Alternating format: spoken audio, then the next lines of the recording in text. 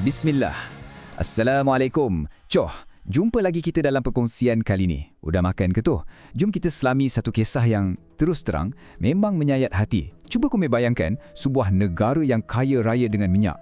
Hidup rakyatnya mewah. Tiba-tiba hancur lebuh. Bukan sebab penjajah dari luar je, tapi sebab revolusinya diculik oleh puak-puak yang kita panggil Neo Khawarij yang betul-betul koyak rabakkan negara tu demi kuasa mutlak. Okey, kita mula dulu dengan melihat paradoks Libya ni, satu keadaan yang sangat-sangat tragis. Sebuah negara yang dulunya makmur, kini jadi simbol huru-hara. Pelik kan? Macam mana sebuah negara yang kaya, yang bagi macam-macam subsidi, pendidikan percuma, kesihatan percuma, boleh jatuh tersembam sampai jadi tempat perang saudara dan wujudnya pasar-pasar hamba di zaman moden ni. Dan yang paling pedih, inilah hakikatnya.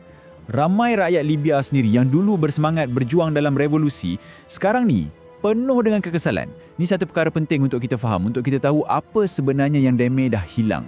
Tapi harapan untuk sebuah negara yang lebih baik itu tidaklah bertahan lama. Jom kita tengok macam mana semangat revolusi yang murni ni kena culik, kena rampas oleh kumpulan-kumpulan pelampau yang ada agenda damai sendiri.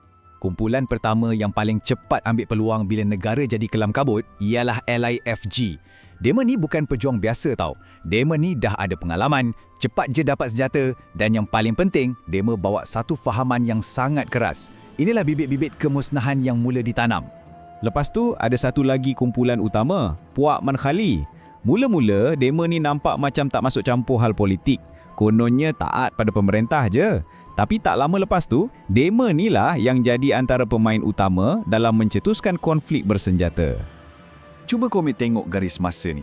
Jelas sangat betapa cepatnya negara ni hancur. Dari sebuah revolusi yang penuh harapan, terus jadi negara yang berpecah belah. Keadaan huru-hara macam ni lah yang jadi syurga untuk golongan pelampau ni membiak dan berkuasa. Bila negara dah runtuh, institusi dah tak ada, masa inilah munculnya gelombang ekstremisme yang jauh lebih ganas, lebih kejam. Inilah yang kita panggil zaman fitnah yang amat dahsyat. Kumpulan macam Ansar Al-Syariah ni, dema ni licik. Muka depan, dema tunjuk buat kerja amal, tolong orang miskin.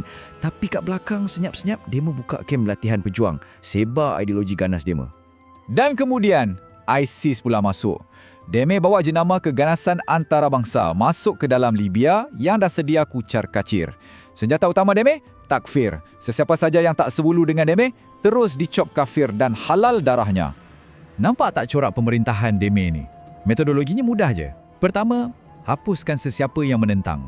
Kedua, padamkan sejarah dan warisan tempatan, macam makam-makam ulama.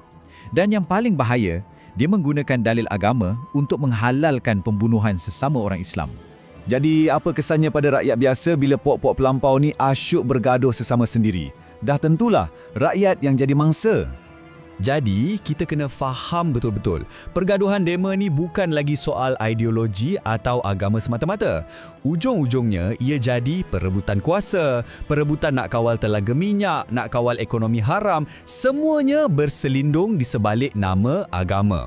Dan inilah kemuncak ironinya, Satu revolusi yang dilaungkan untuk kebebasan, akhirnya melahirkan pasar hamba yang betul-betul wujud. Satu mimpi ngeri yang lahir bila undang-undang dah tak ada langsung.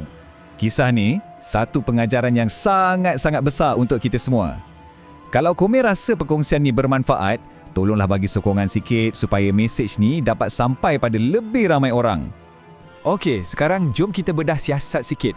Apa sebenarnya penyakit ideologi yang jadi punca semua kehancuran ni? Kita kena kenal siapa sebenarnya Khawarij zaman moden ni. Inilah senjata paling bahaya yang Deme guna, takfir. Satu perkataan yang membawa makna, Deme dengan mudahnya melabel orang Islam lain yang tak sependapat dengan Deme sebagai murtad atau kafir. Bila dah dicop kafir, darahnya jadi halal. Nampak tak bahayanya mainan ni? Kalau kita bandingkan Khawarij zaman dulu dengan Neo Khawarij zaman sekarang ni, ideologi asas demo tu lebih kurang sama je. Tapi yang zaman moden ni, dengan adanya media sosial, teknologi senjata canggih, dia menjadi berkali-kali ganda lagi berbahaya dan pengaruhnya lebih cepat merebak. Lepas kita tengok semua kemusnahan ni, persoalannya, apa jalan alternatif yang kita ada? Jalan mana yang selamat untuk kita elak dari wabak pelampau ni semua? Penawarnya, adalah jalan yang dipegang oleh majoriti umat Islam dari zaman berzaman. Itulah dia, jalan Ahlus Sunnah wal Jamaah. Jalan yang sentiasa ajar kita untuk bersikap sederhana, cari perpaduan dan sebarkan kasih sayang, bukan kebencian. Jadi, persoalan ni teman tinggalkan untuk kita semua renung-renungkan. Untuk lindungi diri kita, keluarga kita, masyarakat kita, jalan mana yang kita nak pilih? Jalan ilmu yang menyatukan atau jalan kejahilan yang membinasakan? Fikir-fikirkanlah. Alhamdulillah. Ingat, jangan main taik. InsyaAllah kita jumpa lagi. Assalamualaikum.